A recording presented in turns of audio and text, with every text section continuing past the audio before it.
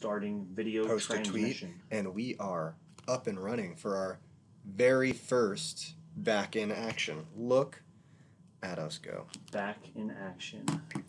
Back to reality. Oops, there goes gravity. Oh, I'm about to start rapping. It's gonna be good.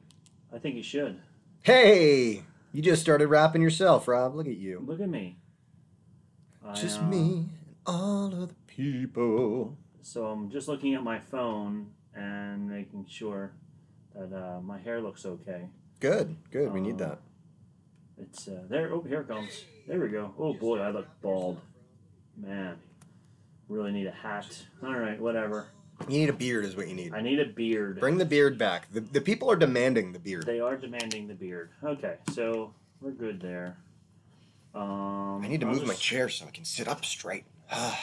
Keep it up in case somebody decides to jump in and join in the chat. Why not, right? Why wouldn't you? So just so our preview audience knows here, right? We are about to start our show, our first show in person, right? So we're going to do our intros. We'll talk about the drink. We'll do our social meds. You'll struggle over there to try and get everything going. Keep up with all the fancy stuff. We'll end with the silly fun trivia game. Silly fun trivia game at the end. Okay, I think. we need to stump the Star Wars nerd. Stump the Star Wars nerd. I like that. Yes, I like that. Except I'm going to be very easily stumped. No, I gave you some hard, I like to mix it up. Okay. So after social meds, you have any news? Doug Black said Rob looks 15. Thank you. A bald Doug, 15. what a guy! Nice. Thanks a lot, Doug. Oh yes, I do have some news. I have some stuff from Doug actually. We're gonna. We'll talk in the Star Wars news about corrections, right? Because yes. Doug had some. He is our fact checker. He sure is. He's our number one fact checker. Yes, indeed. I really like him for that. So we will talk a little about that. But I'm ready to start drinking. Okay. So are you ready? Let me turn Audacity on and start recording. All right. So that looks like we're recording. You want to just say hi? Hi. All right. And let's do this in 3.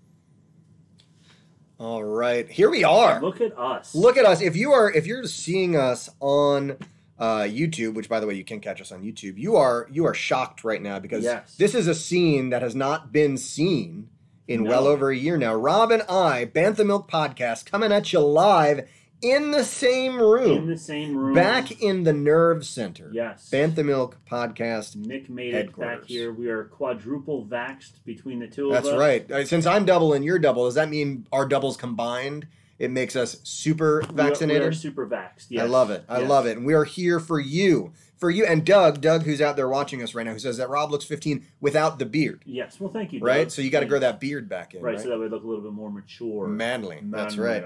But But here we are, Bantha Milk Podcast once again. It is middle of June. It's really warm, but we are here to talk about a couple of things. Star Wars. It is more time, and it's back to normal. It's good to be in the same room with you, It Rob. is back to normal. Can you just turn your mic this way? Just like that. Perfect. Hey, if you're hearing me out there, you might have just heard me spike. Again, so this is our first time back in studio in over a year, so we're using different equipment. So we're just going to go ahead and get used to that. Nick is not used to this mic. It works best in one direction than the other. Really One Direction, which is a band. It is a band. Nick auditioned for that. I did audition for One Direction. And I got to tell you, I got through the final round. And you know what they told me?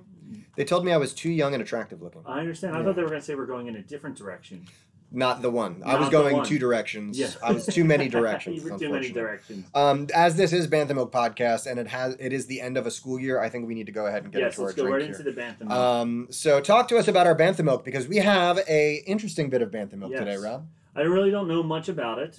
Our whole idea was to try and find a beer that had something to do related to Star Wars of some sort. And the closest thing that I could find at my local beer distributor was Boulevard Brewing Company from Kansas City, Missouri. All right. Space Camper Cosmic IPA. And I figured Space Camper, the word space. Well, look at this girl right on the cover. She's ready for Star Wars. She's an astronaut. She kind of looks like Bo-Katan. She could be Bo-Katan. Right, everyone, if you look on YouTube, right, you can see Bo-Katan, front and center. I don't know. It works for me, and I got to tell you, it's the end of a school year. I could do. We ready to do this together, Let's do it. Ready? Here we go. 1, 2, 3. Wow. That's nice, my friend. Cheers. Here you go. There you go. All right, and here we are to the Boulevard Brewing Company Space Camper Cosmic IPA. Not bad. I like it. It's a traditional IPA, Indian Pale Ale, regular. It's no New England IPA or anything like that. No, and I'm not a huge IPA fan. Sometimes they're a bit much for me, but this is nice. Easily drinkable, and it's the end of a school year, so I think pretty much everything is easily drinkable. Anything goes down right now. That's right. But yeah, all right. Boulevard Brewing Company Space Camper Cosmic IPA is something you should check out. Again, I drink beer. I'm not a huge beer guy. I know Rob's a bigger beer drinker than I am. But I like this. It's good. I'll finish so we could bring out our old ranking system. Okay, all right, let's do it. Since we're back in the saddle, Rob is back in his Mandalorian chair. Well, I guess he's been sitting in that chair for a while, but I'm here to witness it. You're finally in the same space. So I don't think I've ever graded a beer on our scale, right? No, so let's think about it. Let's give a quick refresher for our audience here, right? We've got a 6-point scale system for our Bantha milk here on Bantha Milk Podcast. A very complicated system. Very well, 6-ish. 6-ish. Right? But I guess the basic levels are all the way at the bottom. We have what? Our Porg? Porg was or was Jar Jar at the bottom? Oh, that's right, Jar Jar. Yeah, you don't want to get a Jar Jar. No, that's what was the green one that Giggling Yoda. Giggling Yoda. That was the one with the blended pears. Yes. That was misery. Oh, it was awful. Oh, it was so bad. That was like the second drink we did, I think. Yeah, because we were like, and the that might have been 2 years ago now. Yeah. Almost like a year and a half. Wow, you've been doing this for a while. This is our 44th show. 44 shows, y'all. Yes. So we've been doing it for quite some time. Yes. Yeah. But that one was nasty, and even in the description of it, it said this drink is horrible. We were like, we're gonna make it happen. It was still horrible. We did not make it happen. We did not make it happen. But this is good. All right. So we had the Jar Jar. That was the Giggling Yoda, definitely. And then we had the Ewok / Porgs next, depending on which one of us is ranking stuff. And those are the final of the. You don't want to get any of those. The bottom three are you want higher, right? And then we get into the good stuff. You get into the good stuff. So then you have, was it Chewbacca next? I think it was Chewbacca, and then Leia, and then Yoda.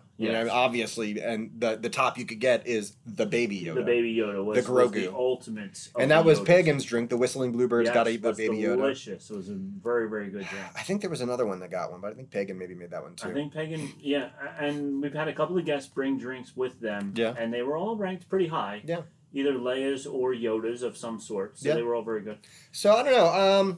It's a beer. It's an IPA. I don't think it's gonna be a hard sell to get a beer to a Yoda. Right. It's never gonna be a Yoda. It's gotta be an amazing 21st Amendment beer. 21A. Check them out. Right. We'll talk about them during our social media maybe. But yeah, I'm gonna put this at firmly either a Chewy. Yeah, I'd say Chewy. I go Bowcaster Chewy, like in his prime. Yeah, I go upper Chewy, like the top of the Chewies. I don't think it would even be like.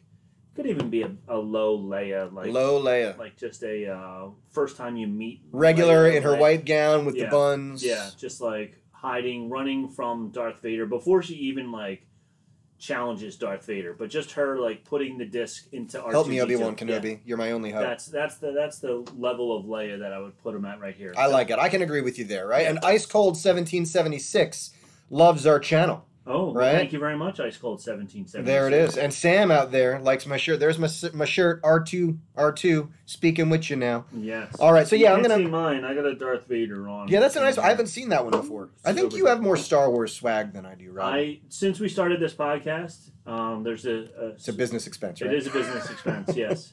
Five Below. I've bought just about every Star Wars shirt from Five Below that you can get. Yeah, every time I see an awesome Star Wars shirt on like one of the students at school, I ask them, like, where'd you get that? And invariably it comes back, Five Below. Five Below. Five Below. Yep. Yeah.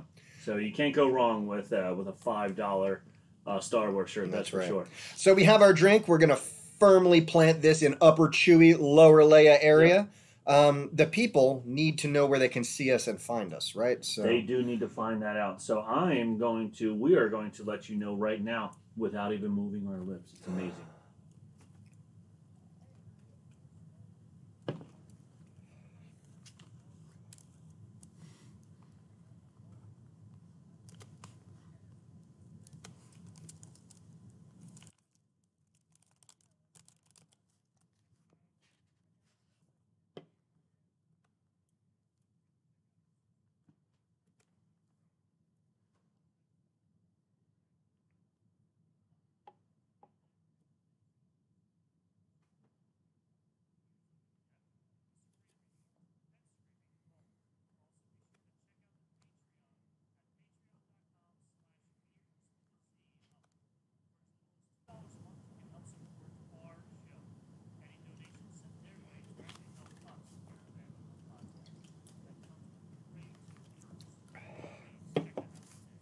Check them out, indeed. Along with our sponsor, right? 21A. Yeah, 21A, the 21st Amendment. Yeah, Rob usually is a 21A drinker on this show. He's had a whole bunch of their stuff. Mm-hmm. I'm not much of a beer drinker, but everything I've had of them is great. Go check out 21st Amendment Brewery. Yeah. Doug is telling you to write this stuff off. Yes, write off all your 21st Amendment. Write off all the drinking expenses and all the swag expenses, all the shirts and stuff like that. That's right. Not to mention all of the props that are behind me, which is kind of hard to see with this camera shot, but lots of props. Yeah, Rob's got toys. He's got 3D printed gadgets. He's got a pre-season 2 Razor Crest Legoed up there. I mean, he's got it all. I've seen this newest little baby Yoda you got over there, like on a cloud. What is that? Oh yeah, that was also from Five Below. That was like a Christmas gift. It's like a paint your own baby Yoda. Wow. And it came with 3 markers, green, brown, and gray, but it needs like 19 different colors. So you need different shades of green. Yeah, that's why it's just sitting on clouds, because all the rest of the stuff needed different colors. But I like that. It looks like he almost looks like he's just kind of meditating. He's meditating. He's floating there. He's talking to Luke right now in that little thing. That's right, on top of that little stone ball thing. Yeah, exactly. Man, again, if you're just catching us, it's just so nice to be back in person. I know, we can just sit here and just talk to each other. We don't have to worry about waiting for the delay between the Wi-Fi and the internet and all that good stuff. Yeah, it's always a terrifying moment when I see... and Nick just keeps barreling through, hoping that I don't get lost. I forget, we were talking to somebody and I got lost. I think Johnny Jalopy. Yeah. Yeah, so, but... if you haven't seen that episode, that's a great episode. Check it out. We've had a couple guests on our show over the past couple of months that have been really great. We talked to Tom Amin, who's a great piano player and musician, who came out with a new album recently. He's got an album of Star Wars stuff that's really awesome. We talked to Johnny Jalopy, who Rob actually still watches and talks to on his Sketchy Lives on Mondays. Sketchy Lives on Monday nights on Facebook Live. You got to check him out 9:30 Eastern time. I check him out all the time. He's great. Yes, indeed. So check out our most recent posts. I mean, if you're watching this, go watch some of our more recent ones where we review Bad Batch and talk to some really great people.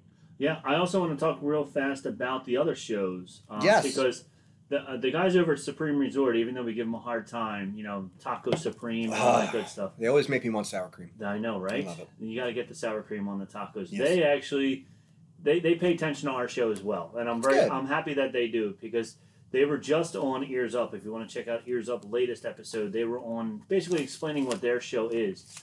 And they were talking about 2 of the Disney Imagineers, and I don't know how deep into Disney you are, Nick, but the Imagineers. Now I lost my page that I was. Oh man, sorry. The Imagineers are the people that design the park and all that good stuff.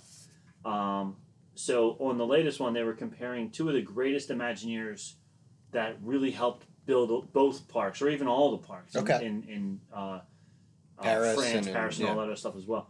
And one of them's name was Tony Baxter, and they were saying Bantha, and Baxter, and then they go, oh no, I'm sorry, they don't go by that anymore. He now just goes by Baxter Milk. That's great. And it was great. I was like, yo, that's awesome. Wow, so they caught the name change. They caught our rebrand. They caught our rebrand, right. And the best part was the people on Earz-up who were all underneath. They had no clue what he was talking about. They were like, don't say that. That doesn't sound right. Baxter Milk. It sounds inappropriate. And it was so funny because I knew what they were talking about. So to you guys at the Supreme Resort, hey guys, thanks. Yeah, thanks for listening, y'all. It's always good to know that people are listening to us out there. When you're ready to review Galaxy's Edge, Disney World versus Disneyland, or if you want to review the Star Wars ride, Disney World versus Disneyland, give us a call. We'll be a judge on it, and we'll tell you which one's better. Yeah, you can go ahead and send us out for research purposes, right? Mm-hmm. Doug already said it's a tax write-off. It is a tax write-off, right? So we can go. We'll write off. You just write it off. Yeah. So I'll go to Florida. You can go to LA, and we can just write it all off. Well, that and then we swap. Right, and we have to go back. We fly back and forth. Fly back and forth. Yeah. Right, and what we can do is we can live stream from the ride. Both of us at the same time. At the same time, exactly. Yeah, I love it. All right. Sounds like a plan. So this is a plan. We'll see y'all there. All right. So we'll both be riding Star Tours in 2 different parks. In 2 different time zones. In 2 different time zones. Live streaming simultaneously. That's going to be a bear to try and get streaming on YouTube. It'll be awesome.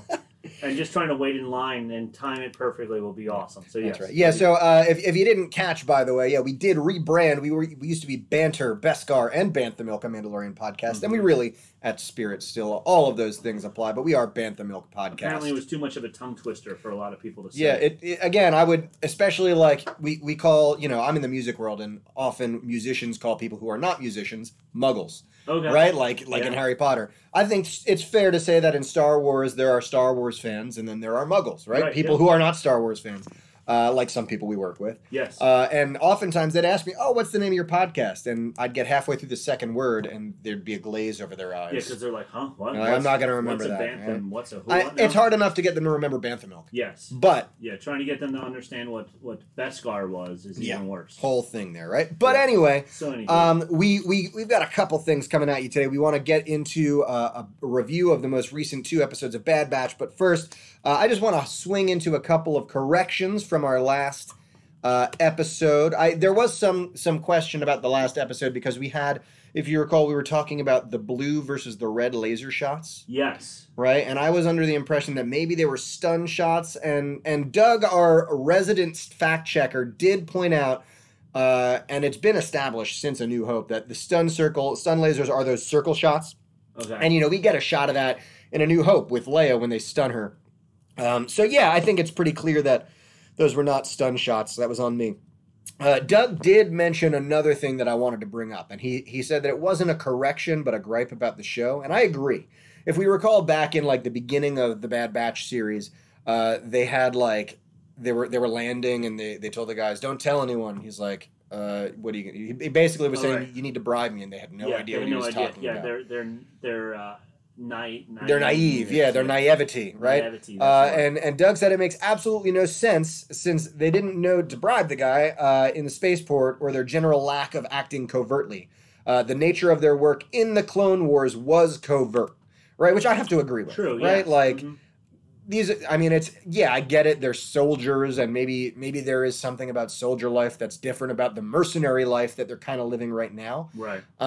But they were a specific branch and batch of soldiers, right? Yes. They weren't just your regular clones. Yeah. They were the people they send in during those times where you need improvisation. You need clones who think outside the box. So they would probably have bribed people in the past to get through certain checkpoints and or whatever else things that they would have to go through during these. One would imagine. Yeah, during these top secret missions that they're on. Yeah, so I would agree with Doug, our resident fact checker out there. That seems like again, I think it was, some of the stuff that we're dealing with here is because it's a cartoon. Right? So there's always going to be that stuff that I think they throw in, and that's been in the case since A New Hope. Yeah. You ask George Lucas, Star Wars was written for kids, right? Yeah. Here we are, adult man-children talking about Star Wars still, and that's fine, but Star Wars really is intended for children. Right. And I think we're lucky enough that we're getting the best of both worlds where they're keeping some of that in, but Dave Filoni and Jon Favreau are so good at making the storytelling mature while keeping children involved and engaged. Interested in stuff. Yeah. I also think their goal for this was through the whole season of the Bad Batches to show their growth as humans, even though they're clones, human clones, but to show their growth from childlike tendencies where they didn't know that they had to bribe people, and then they're going to develop the same way that, what's the girl's name? Omega. The way Omega is a child, they're trying to show that these guys are also children because they've only lived on Camino, and then they get sent out on their special missions, and then they go back to Camino. Right. They haven't really discovered or experienced the world as a whole, except for go kill stuff and come home. Right. So I think that's where they were going with it, but I also agree with what Doug was saying because they would have had to do that at some point for some of these missions. So, good point there, Doug. I like it. Thanks for your input on that, Doug. Yeah, and if you are someone out there who's listening to us and you go, hey, I think this about something that happened in the show, or I think Nick is insane to think this, he should think that. Let us know. Send us a message on Facebook. Go ahead and message us at our email address at banthamilkpodcast@gmail.com. Or you can join the conversation on Facebook. Yeah. Right? We have a Facebook group dedicated to Star Wars conversations, Star Wars memes, Star Wars pictures, Star Wars images. Right? Go to facebook.com/groups/Sacred Jedi Texts. Sacred Jedi Texts, yeah. Right? So and join us. very active group there, which I really like. There's Yeah, a lot of people posting. We've got about 100 core members, but there's a lot of people who are keeping it going, keeping the conversation going, posting interesting memes, interesting images, interesting food for thought, and we'd love more of you, right? Yes. So join us so you can interact directly with Rob and I. Yes, that's right. 100%. Yes, indeed. 100%. All right, now for half of the thing that you've tuned in for, we're going to do a little review of episodes 5 and 6 of The Bad Batch. Yes, indeed. Now, did you do the IMDb thing again, where you pulled up the? I can do that right now. Right, because that was nice to get a really succinct, a very good detailed and painstaking overview of each episode. Yes, Omega exists. The Bad Batch group does something. They get into some mischief. I will tell you, there's, again, and I have people asking me a lot how I feel about the Bad Batch so far. It's good. It really is. I like it a lot. I every episode, it just reminds me that it's good Star Wars content, but the animated stuff just isn't as engaging to me as the main stuff. But it's weird because Clone Wars, that last season especially, was outstanding. I think I'm missing some of the Jedi aspects of this. Like in Clone Wars and in Rebels, we had Jedi, and I think based on some of the developments that we got in the most recent episodes, we might start to see a little more of that. Yeah. And I think it's good that we grouped these two episodes together, ironically, not on purpose. Right. Because these two episodes finally start to get into some good meat, some good action. Yep, for sure. Which, we talked about also the difference with The Mandalorian in this. The Mandalorian only being 8 episodes, or 10 episodes, whatever they had, they like really got into it fast. Yep. Because you didn't have all this time. Now they were planning for 16 episodes. They were all 30-minute episodes. The first one was 50, but they're all like 30-minute episode-ish. So they're like, I feel like it is going slower. Yeah. And then finally, episode 5, Rampage, and according to IMDb, it says the Batch strike a deal to take on a mission. Well, I mean, you all can just pretty much turn off the podcast now. What else do you need to know? You don't need to know anything else. I mean, there it is, right there. Well, that's true. All that happened, right? We were introduced to Sid. Yes. On Ord Mantell. So Sid was awesome because, for those of you that are my age, you remember the TV show Cheers. Sid was... I'm not your age. I remember Cheers. Oh, good. I'm a big Frasier fan, too. Okay. I love Frasier. Well, Rhea Perlman, she wasn't on Frasier, but she was on Cheers. Rhea Perlman is the voice. No way. Yeah. Meanwhile, we spent all of season, was it 2 of Mandalorian, or maybe it was season 1, calling that character Rita Perlman. Right, because she looks like Rhea Perlman. Meanwhile, now Rita Perlman's actually in it. Yeah. I had no idea. That's actually awesome. All right, well, that's pretty interesting. Yeah. So here's another fun thing. They are on Ord Mantell when we meet Sid. Ord Mantell is one of those planets that have been around forever. Mm-hmm. We've known about it in the extended universe. And this is something my buddy Bill, who oftentimes hops on the stream here, told me that I didn't really know, is that whenever in Star Wars you see a planet that starts with Ord, O-R-D, it actually means something. It means Ordnance / Regional Depot Outpost. Right? So that's what Ord stands for, right? So you'll see a couple of Ords in Star Wars, and this is Ord Mantell, which has been around for quite some time. Right? Doug Black did just write, whoa, IMDb, spoilers. Yeah, right? Take it easy. Take it easy. Yeah, I mean, that is a good point, because a lot of times I'll read something and I'll be like, well, I wish I didn't know that. Yeah. Right? Yeah. So it is good that they're doing that. I am on StarWars.com, and they talk about Rampage. They have a little bit more. They say, following a clash with a bounty hunter, the team takes on a job in exchange for intel and credits. So that gives you a little bit more than what IMDb is spewing out at you. Oh, all right. We'll do these, and then we'll go into Star Wars news. I forgot.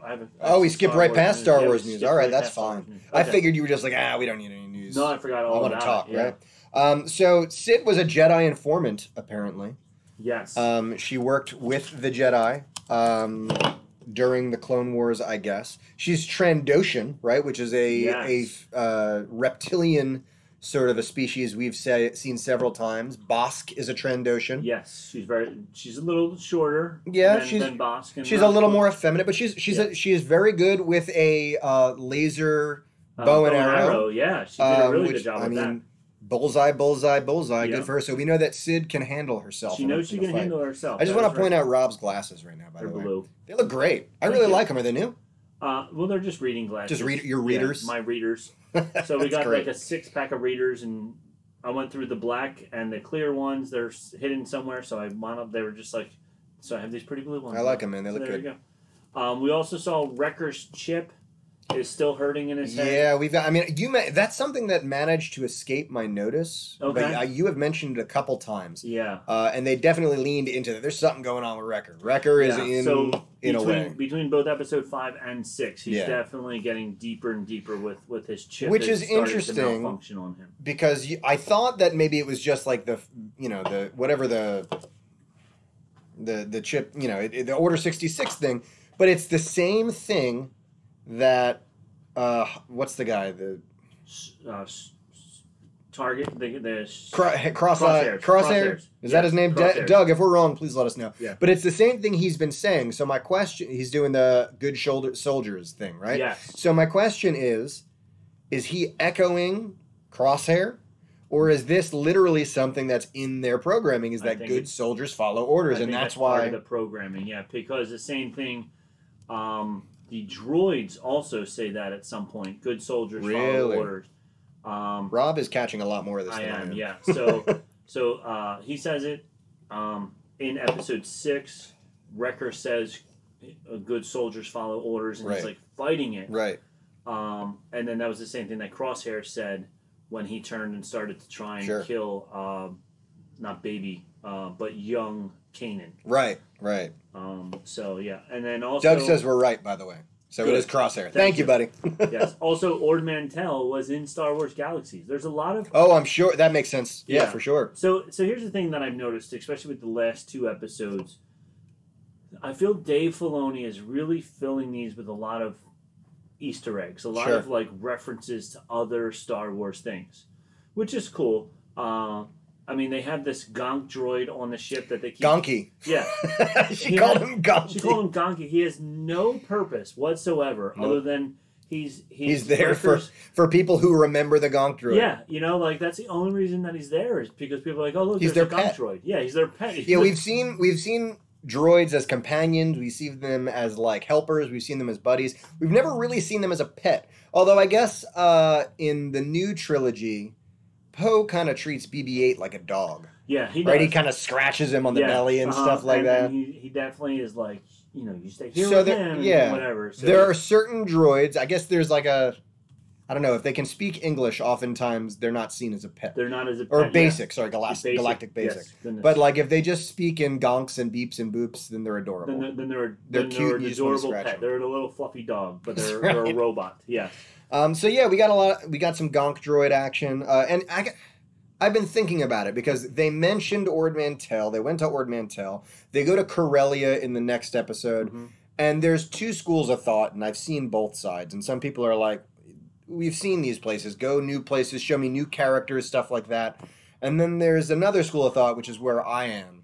I think where it's the extended universe, the expanded Star Wars universe over the past 40 years has created so many awesome places and characters and stories. Why not use them? Yes, why not show them to us? Yes. Like, I'm still kind of annoyed we haven't seen Nar Shaddaa. Okay. Like, Nar Shaddaa, I don't know how many of the old video games and stuff you've played, but Nar Shaddaa shows up in almost all of them as, like, this really grimy underworld place that's run by crime syndicates. Okay. And I think it's a perfect place for something like this, and we haven't seen it. To my knowledge, I don't think we've seen Nar Shaddaa in anything but video games. Okay. So I haven't heard of it, so I'm going to agree with you because I haven't played as many Star Wars video games as you have. Yeah. So I haven't heard of it. So. I know for a fact Nar Shaddaa is in, I think it's in Shadows of the Empire. I know it's in Star Wars The Old Republic. It's been in a couple books and stuff. And again, it's just supposed to be this seedy place that like it's perfect for things like this. I don't want them like when in The Last Jedi, when they went to, what was the casino place they went to in The Last Jedi? I don't remember the name, but I know what you're talking about. Yeah, like they made a new place. Yeah. Like why not bring back a place that the Star Wars universe, like the new viewers won't realize it. They'll go, "Oh, a cool place," but like people like us and who dig deep will go, "Oh, I know that. That's cool. That's the sort of thing that we like." Yeah. Right. So I think Dave Filoni gets that. I think he does. I think Jon Favreau gets that. So many references and tie-ins to other shows, other movies, even books, comic books, games. Like throws in things. Even some of the background animals on the planet look like animals that you saw in Star Wars Galaxies or in like some of the other video games or something like that. So so he has done a lot of that. You think Filoni plays Star Wars Galaxy? I think he probably did. I wonder if he still does. Maybe he's on Sunrunner. Maybe he's on Sunrunner too. Like Are you still playing? Oh yeah. How often? Every night. Really? Yeah. Are you still playing with Nerd? Nerd is dying out. Oh no. Yeah. So there's other ones, but Tom and I are still. Do you still have Our City? Our City is still going. What's it called again? River Run. River Run. Our City. Yeah, folks.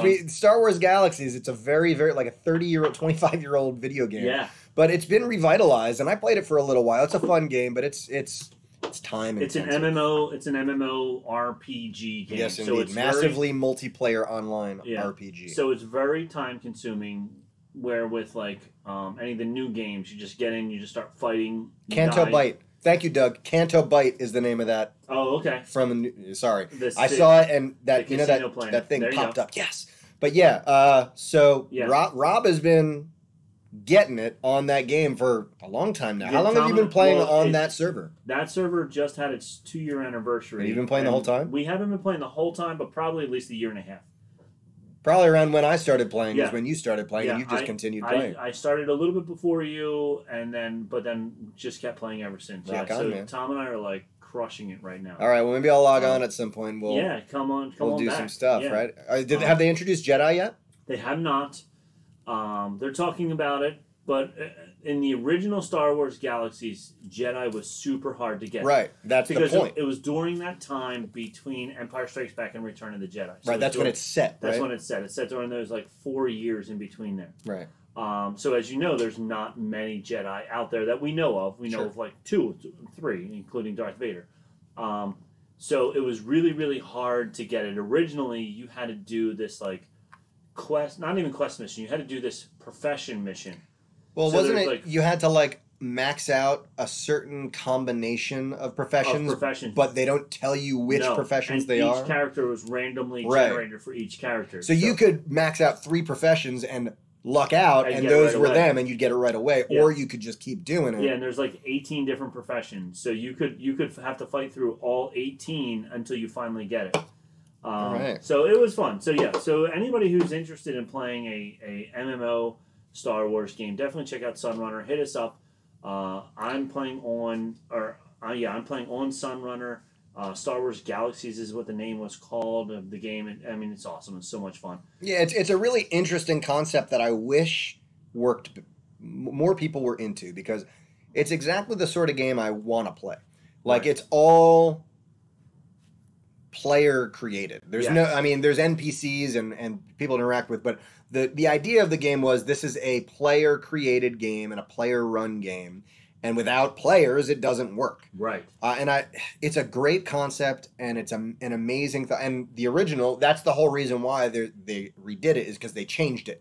Yeah. Because they want it to be more like World of Warcraft and stuff like that, which I get, because World of Warcraft is still going today. Right. And then they changed it where it was like Jedi was a starting profession. Yeah. So then in a time when there wasn't supposed to be Jedi, suddenly there's a billion Jedis running around on the server. Yeah.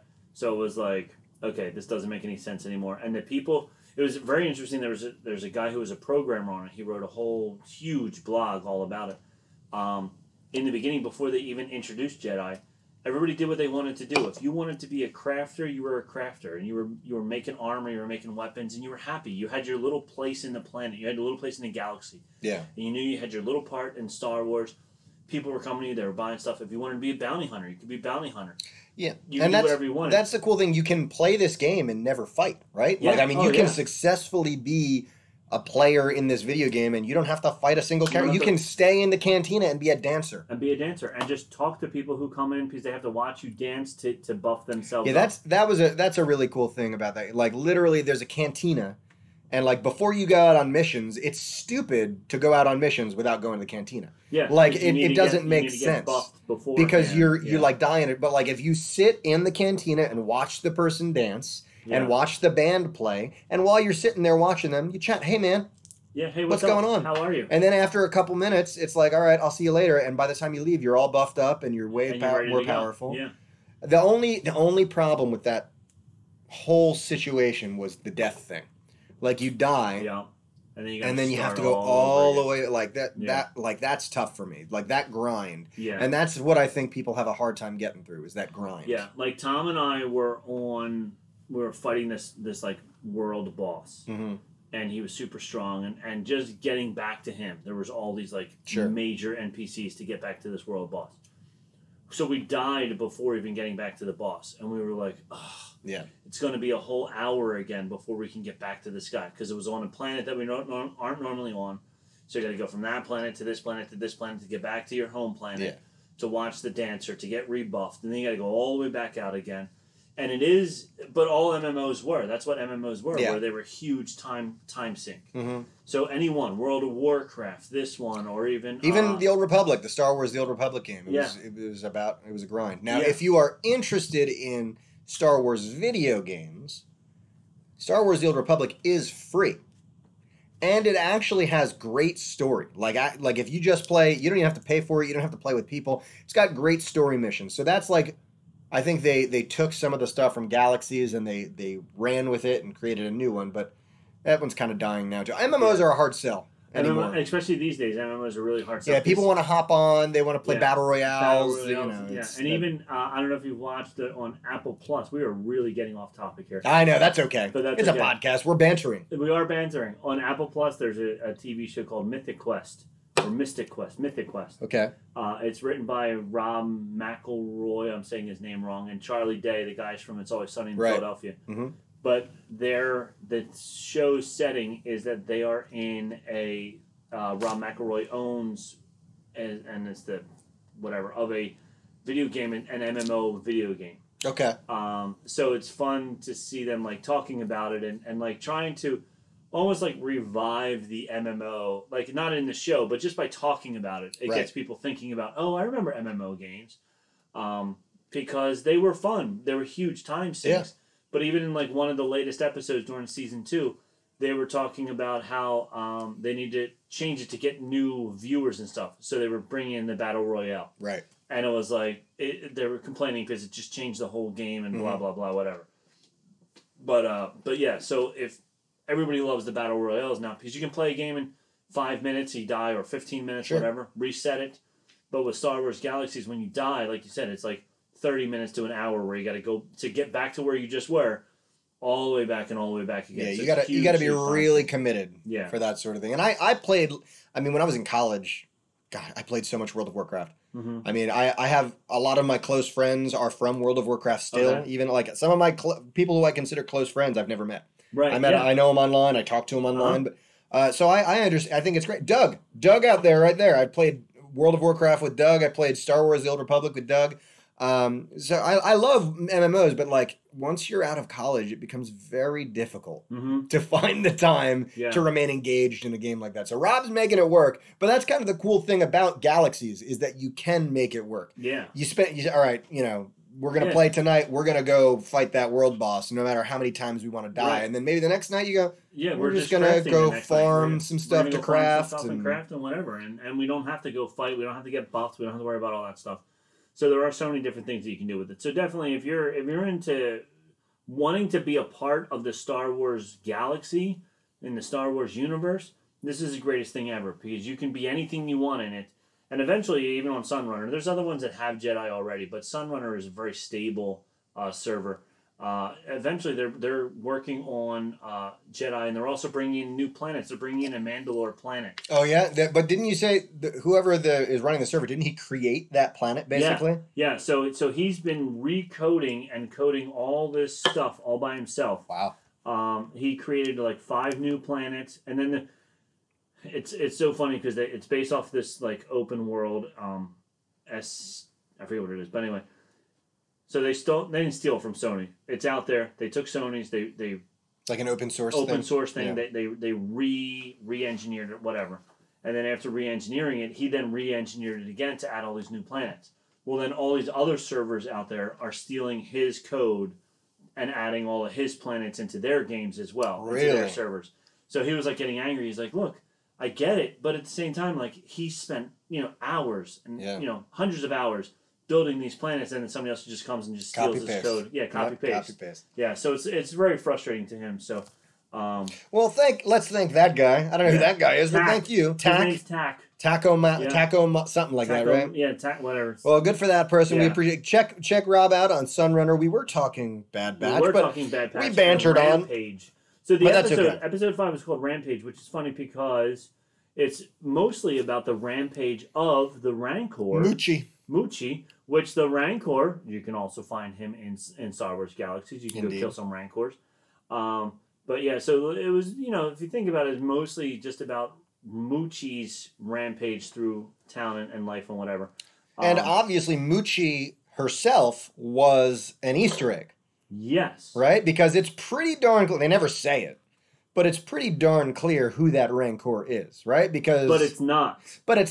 But like, what else do they expect us to think? Right. So. Right, because we know Bib Fortuna shows up. The Major Domo, right? It's just a great word to say, so I say it every time. The Major Domo of our boy Jabba. Jabba the Hutt, right? So you can't and you can't see Bib Fortuna without realizing there's got to be some sort of intricacies here with Jabba. And if they're trying to get this adolescent, right? It's very clear that this is a young female Rancor, and we know that this takes place at least 15, 20 years before, not 15, maybe 15 or 16 years, because I guess Luke is supposed to be a kid, right? During A New Hope. Yes. But like a couple, so let's say 15 or so years before Return of the Jedi. So, I mean, I think it's pretty clear that the assumption is that this is the Rancor that Luke eventually kills. That's what a lot of people were very upset about, was Luke killed Muchi, yeah.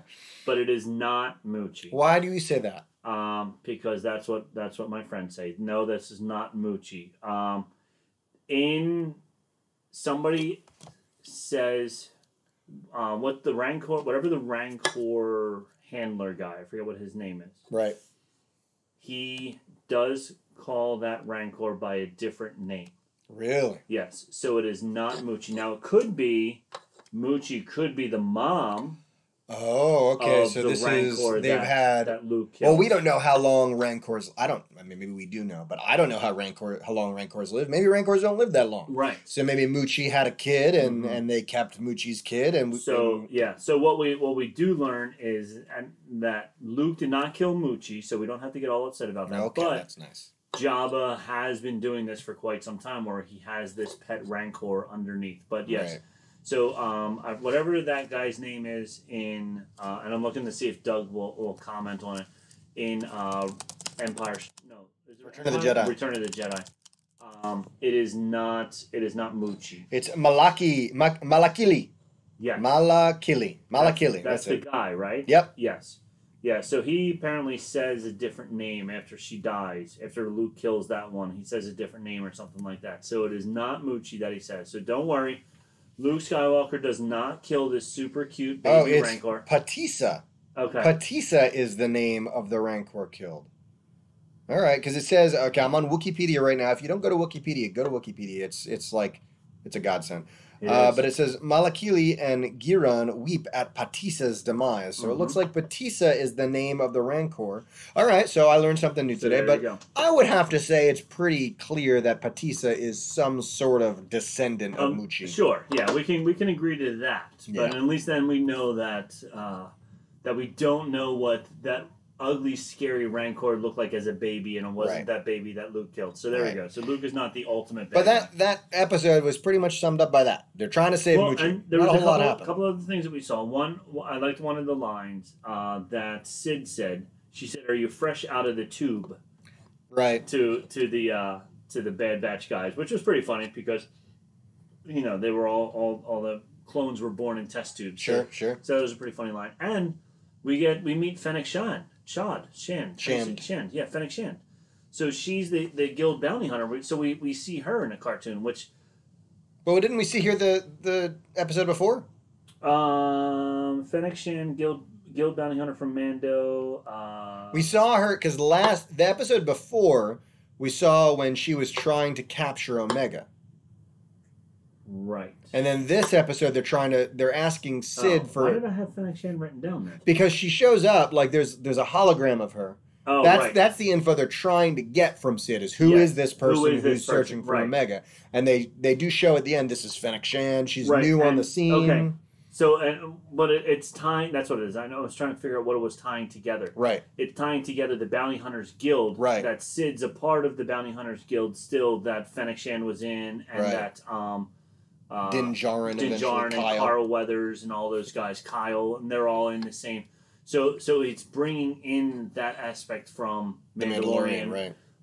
So, like I said, this is where Filoni is like bringing all these different things together. Sure. So there we go. So yeah, so that was pretty much it. So Wrecker, what did I say? Oh, Wrecker mentions Kuat, the planet which is also in Star Wars Galaxy. Yeah, the Kuat Kuat. What do they do there? There's a specific. I think they make ships. Yeah, there's a ship. Yeah, a shipwright. Station there. Wherever they make ships. Yes, and the energy bowcaster that she has is a Night Sisters energy bowcaster. Oh yeah, it's a really cool weapon, man. It is a really cool weapon. Yeah. Yeah, and Omega's getting pretty good with it. She's getting her stuff. I think we're going to see her little jelly arms. She's got the jelly arms. Yeah. That's right. But we're going to see a lot more of her shooting that bow, I think. Yes, I have a feeling that's going to come around a lot more, as well as then when we get into the next episode, episode 6, Decommissioned. Decommissioned is the name of it. So first, I will hit you up on IMDb. IMDb, give us the deep cut. Let us know from IMDb. He said the drive yards. Kuat drive yards. That's what it is. Yes, thank you, Doug. This is more details. So, spoiler alert. On a mission to acquire valuable assets, the Bad Batch encounters smugglers after the same target. Well then. So that one actually gives us a little bit more. I'm actually impressed that they say just slightly more. Strangely detailed for IMDb. For a one sentence we are introduced to two characters who we have previously been introduced to. Yes. Right? In the last season of Clone Wars, I guess it was season 8 or 9, I forget. But we were introduced to Rafa and Trace, who are sisters on Corellia.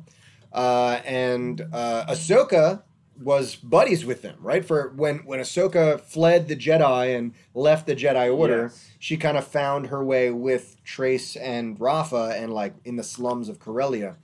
And so at the end of that episode, when we saw those robes, I was convinced that we were going to get a glimpse of Ahsoka. But it's not. It's very clearly not. Okay. Because specifically, and I know we're jumping to the end of the episode here, but that's okay. We never followed the order here on this podcast. But specifically speaking, now here's the weird thing is R7 is the droid that they're using to contact this person, and R7 was Ahsoka's droid. Correct. But they specifically said, all right, R7, patch us through to him. To him. Yeah. Right. And so, like, I swear, I was, like, seeing that shoulder. I'm like, all right, Ahsoka's wearing Jedi robes. But I had to rewind to catch that. Okay. And they specifically said him. Yes. So I'm wondering, they're definitely leaning into the Ahsoka thing. They're trying, like, it's two people who are associated with Ahsoka. It's Ahsoka's droid. And R7, at the end of the Clone Wars, R7 was kind of like left behind a little bit by Ahsoka. So he could have been picked up by Rex as well. Yeah, I have seen some people say it could be Rex. The only reason I'm not sure is because it looked an awful lot like Jedi robes the dude was wearing. I don't know. Our good friend Ryan Airy, who we interviewed as well. Yeah, from Screen Crush, that's right. He thinks it could be Saul Guerrero, which we already saw earlier in this season. And because they were also trying to figure out who was the other person that wanted the brains, and she's even led. She said to Hunter, like, our person wanted it to do good, type of thing. Right. And Saul Guerrero was definitely fighting the good fight at this point in time. I just don't, because, like, why would they show those robes? It was very clearly like a cloth robe, like, I don't know. And Doug is saying in the chat, didn't Fulcrum use he/him? And I don't remember, honestly. It could be that that's the case, but I don't know. If that were the case, Ahsoka at this point is in a shock.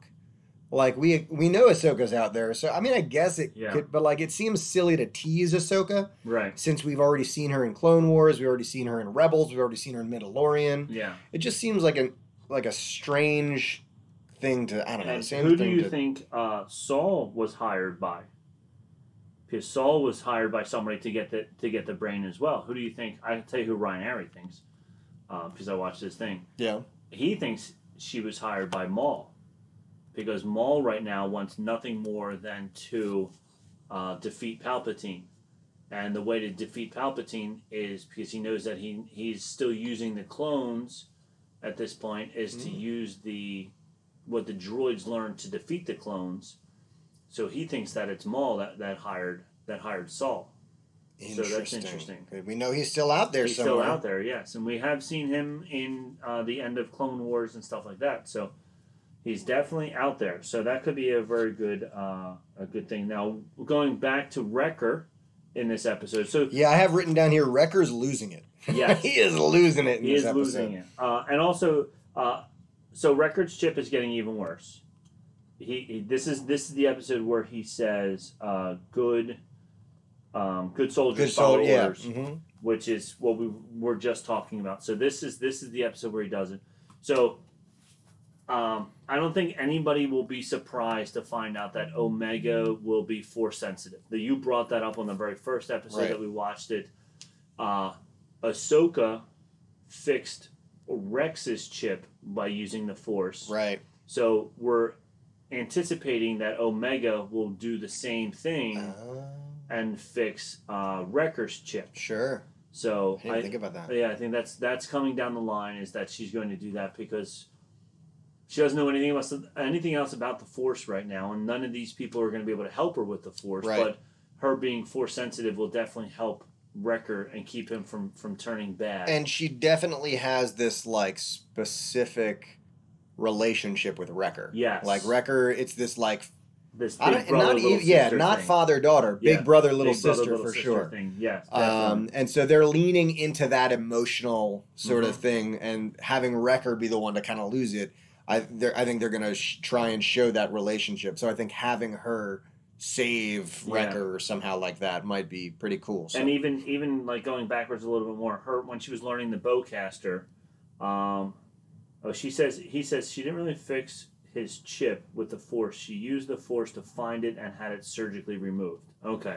Yeah, and see now that's tricky because she clearly was a very specific and trained Force user to be able to do that, and Omega isn't. Right. So again, it's possible that they do that. I mean, Rey wasn't the most experienced Force user when she healed, that snake that needed healing in that pit. So I think rules are more like guidelines when it comes to the Force anymore. Yeah. But I could see where that might become an issue. I don't know. I still think I had someone talking to me this weekend about Omega and what's up with her, and they weren't entirely convinced that she's Force sensitive. And I don't know that I'm entirely convinced of it either, but I think that's the most logical conclusion to come to. I don't know what else it could be. And like we talked about before, where the not I was going to say Omegans, but what are the people who create the Kaminoans? Kaminoans, thank you.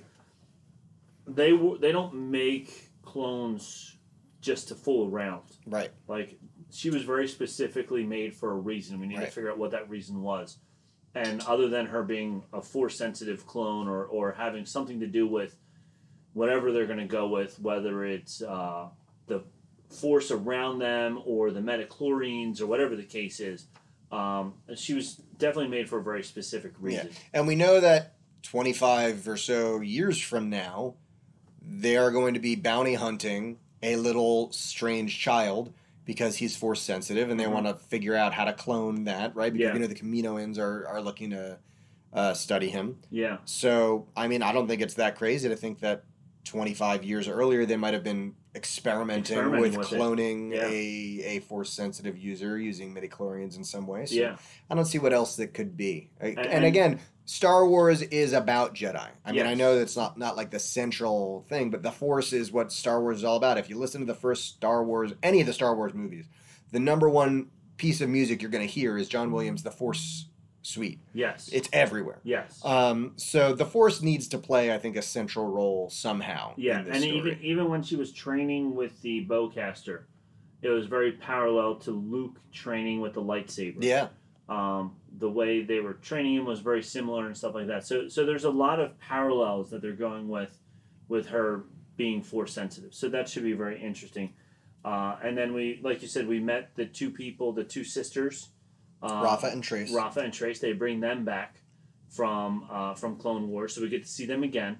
So all these things, like they could have made them two random people if they wanted to, but Dave Filoni keeps bringing all these things back to really tie in for the adult children that we are that like to watch these things and to see how he's fixing different things and changing different things and stuff like that. So I know they were saying through all of this that they were going to be fixing and changing Star Wars history and hopefully making it better. Right. And I think we're seeing that right now with a lot of these little Easter eggs and just little plants and things like that. So for sure. So pretty cool. So yeah, I think again, it's all good. I'm a little sleepy with it. I mean, it's all good stuff, but it's never. I haven't since the first. I really liked the first episode, but since that first episode, I've never gotten that Mandalorian feeling. You know what I mean? Of like, oh and I feel the same way. Amazing. Like, I mean, we talked about it before. Mandalorian, I would wake up at an hour early to watch it. Yeah. Now I'm in school and I'm like, oh yeah, I forgot. It came out today. I'm like, oh yeah, I gotta go. I'll check it out later. You know, like whatever. Like it's there. I think we'll feel that way once Book of Boba Fett comes out again. It's something about, but again, I want to say it's something about the live action stuff, but the Clone Wars was so good. Yeah, especially season 7 of the Clone Wars was good. And even I liked, what was the other one? The one with Rebels. Rebels. I liked that a lot. And that was, just on regular Disney. It was coming out weekly or whatever. So I really liked that one a lot. But yeah, I don't know. I mean, it's good. Yeah. It's not Mandalorian level of good. Sure. But it's good to see the storytelling continue, and I think that this is the best way for Star Wars to continue is occasional movies, mostly TV, serialized. Yeah. Marvel's doing it with WandaVision, Marvel's doing it with Falcon and the Winter Soldier, Loki just came out today. So yeah. If you're going to have a large universe of multimedia storytelling, I think that's the best avenue for you to push that because they have comics, they have books, they have movies. I think the TV shows should be that main propellant. Yes, I agree. Real fast, let's hit some Star Wars news, shall we? Ba-ding-a-ding-ding.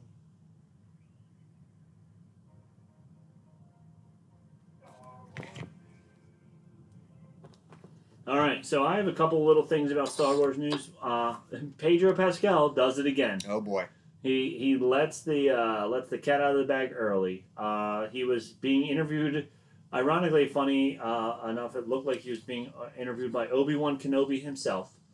And they're doing some podcast, and he says, how's season 3 going? And he said, we haven't even started filming it yet. Oh, great. So they just wrapped up Book of Boba. They just wrapped up filming Book of Boba. Okay. So we now know timeline-wise that these two seasons are not going to be coming out simultaneously, which we kind of knew before. Like, even Jon Favreau went out and said, Book of Boba's coming, and then Mandalorian Season 3 will come out after that. But good old Din Djarin just shouted out, oh, no, we haven't even started filming anything yet. Nothing yet. So who knows when that will show up. We did find out that... what was the other show? The Obi-Wan show? No, the Cara Dune show. The Commandos of the Republic or something like that? That's been put on hold. Okay. Put on hold because of Cara Dune not Gina Carano not playing along nicely with Disney rules. Right.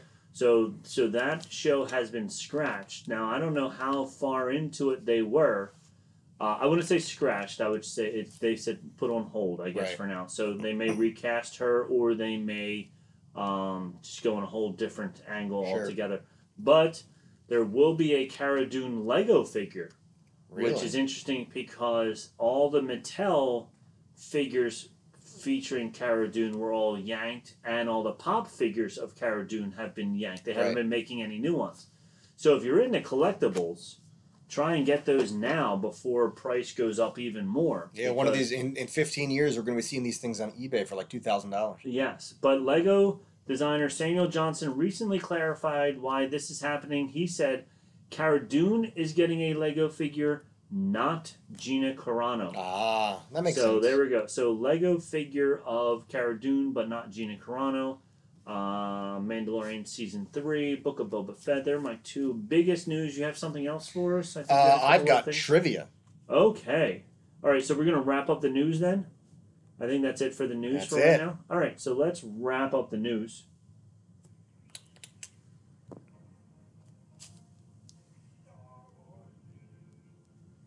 And I did think we would just wrap up our show today with a little Rob trivia. One of these days, I want you to come at me with some hard trivia. Okay. Yes, right? I'll probably wind up having to finish my beer. Oh, by the way, this is done. And so is mine. I have like a sip left. This was good. I don't normally finish a beer that quickly, so that was good beer.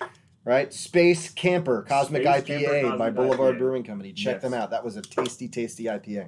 So I've got 8 trivia questions here for Rob to close it out. End it out on a silly note here. All right. They vary, in difficulty level. Usually I'd have Rob take a sip whenever he got one wrong, but we'll just go ahead and tack these onto the next show, right? So we're going to start with a nice, easy one. Which actor is the only one who's appeared in every single Star Wars movie to date, with the exception of Solo, a Star Wars story?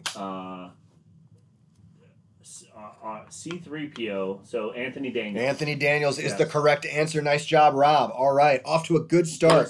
Rob has surprised me in a couple of these, right? He's really done well. I don't think I'm going to surprise you today. I don't know. We're going to see. In what type of vehicle does the scrapper Rey make her home?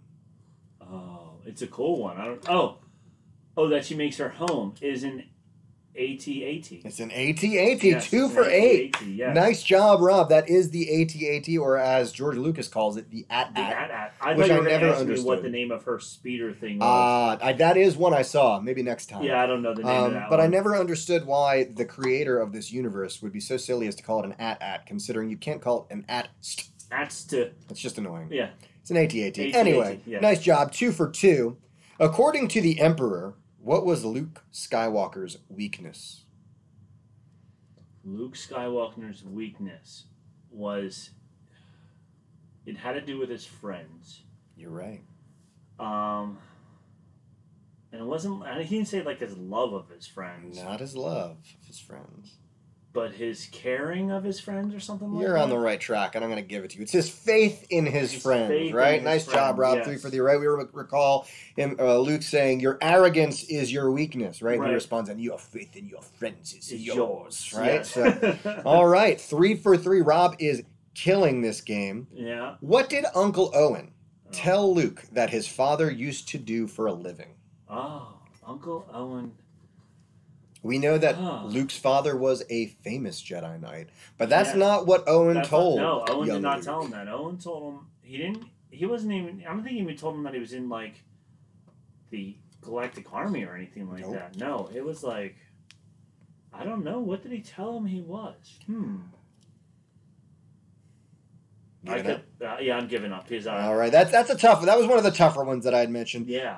Uncle Owen told Luke that his father was the navigator on a spice freighter. Oh, look at that. Which essentially means, hey, your dad was a drug runner. Right? Yeah. That's kind of rude, isn't it? Yes. It's kind of messed up. A drug runner. Doug says she didn't really. Oh, this is an old one. That's an old one, right? Okay. So, question. That's your first one wrong. That's okay. Not too bad. 3 for 4. Question number 5. Who was the original actor to portray Chewbacca? Is it the guy that played it for all those years? Sure is. He's like 7 feet tall. He's actually no longer with us, unfortunately. He is not. He was a very tall man. I don't know.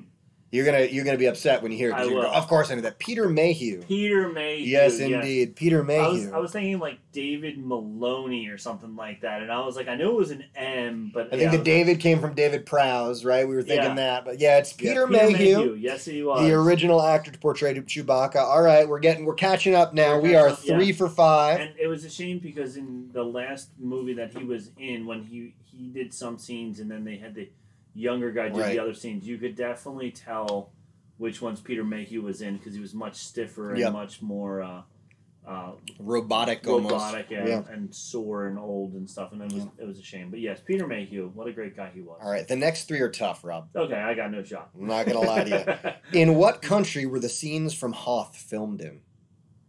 Hoth.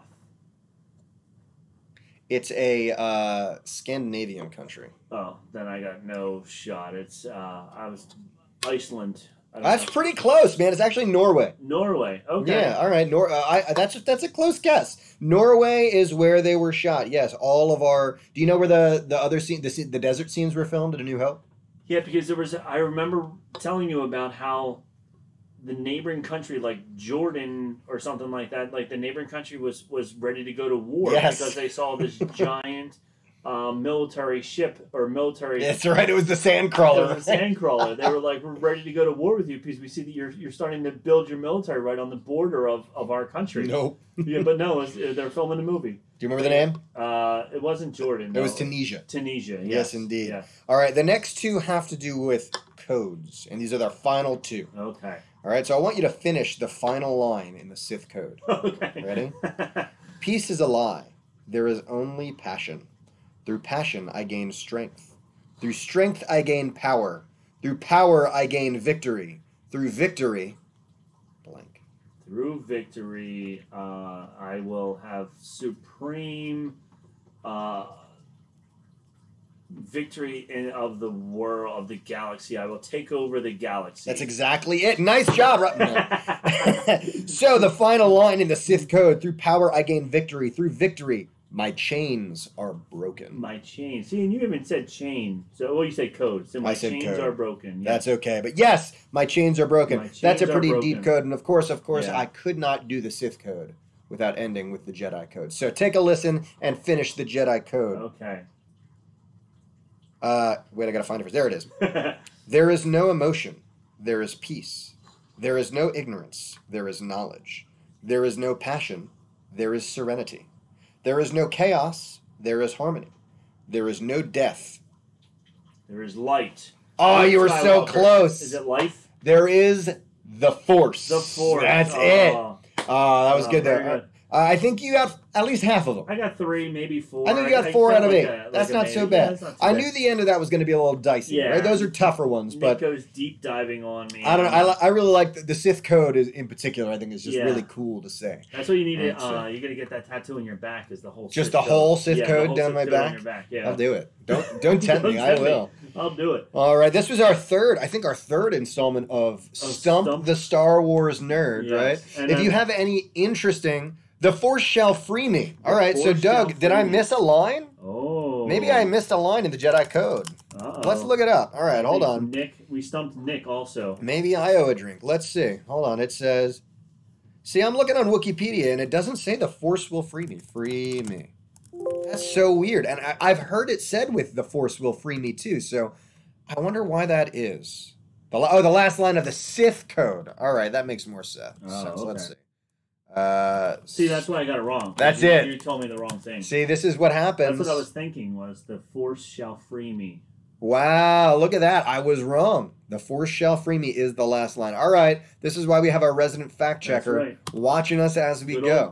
Right? I don't need to get messages on Facebook later. He's here giving it to us right away. We're not going to have any fact checking for next time. He does show corrections during the show. That's right. We do appreciate you having you here, Doug. Yes. Thank you for keeping us honest. It's been a good show. We've got a couple more things coming out within the next couple of weeks. We're only up to episode 8 of the Bad Batch. We're only like halfway through. 5 and 6. We're not even halfway through. We're not even halfway through. Yeah. So we've got a whole summer. So there's 10 more episodes. So we're gonna keep going through it every couple of weeks. We'll give you a little bit of detail on each one. We might even try to do a couple more new different things, something that separate us from the crowd and try and get all of our viewers back. So please, those of you that have stuck with us this whole time, we love you. We love you. Thank you. Share us. Tell your friends. Yes. Tell your mom. Tell your dog. Tell your golden retriever. And let people know about Bantha Milk Podcast. And I do the same thing. I listen to a whole bunch of podcasts, and I always go, I'm going to write to them and say this, and I never do. But, write to us. But please, write to us. Bantha Milk Podcast if you have any gmail.com. or any suggestions or anything like that, you want us to talk about anything, do anything, Star Wars related, whatever. You want to meet us at Star Wars Galaxies, whatever the case may be, we're there. We'll go down to Disney World to have a whole meet and greet with you and all that good stuff, or whatever there is. That's right. So yeah, I think another great episode. Nick. Our first episode back in person in the Nerve Center of Bantha Milk headquarters. So it is great to be back here. Great to be given double, quadruple vaccinated banter directly at you. So please check us out on all your social media platforms. Listen to all our old episodes. Check out our Tom Amin episode. Check out our Ryan Airy episode. Check out our Johnny Jalopy episode. And tell your friends. And, from all of us in person at Bantha Milk headquarters, we have spoken. Sith code, Jedi code. Oh, somebody wrote Sith code greater than Jedi code. We have spoken on that note right there.